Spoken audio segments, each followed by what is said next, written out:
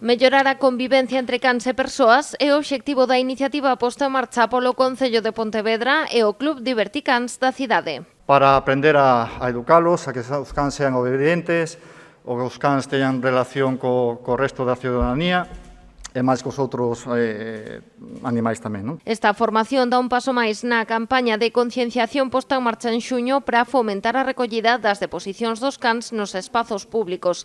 Trátase dunha actividade semanal gratuita e que comezará o vindeiro 9 de setembro, na que a clave será a comunicación. Centrarme en especial en lo que provoca los malos comportamientos en los perros, que es el estrés. Sin duda alguna, el principal problema que hoy en día presentan los perros, y intentar eso, que haya una buena comunicación bidireccional, que no sea un monólogo del humano al perro, sino una comunicación entre los dos. Aceptar unha persoa descoñecida, camiñar xuntos, pasear entre persoas ou a resposta á chamada son algúns dos aspectos nos que traballarán cans e donos. Eu creo que non me equivoco se digo que vamos a ser a primeira cidade galega donde un concello vai apostar por este título de voz cidadán canino.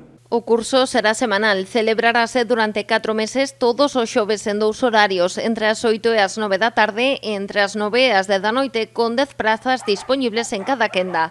Para participar haberá que estar censado en Pontevedra e o can terá que ter entre 8 meses e 3 anos, estar chipeado coa carta sanitaria de vacinación e desparasitación o día, superar unha entrevista previa de conduta canina e, por limitacións da legislación actual, non ser das razas consideradas potencialmente perigosas.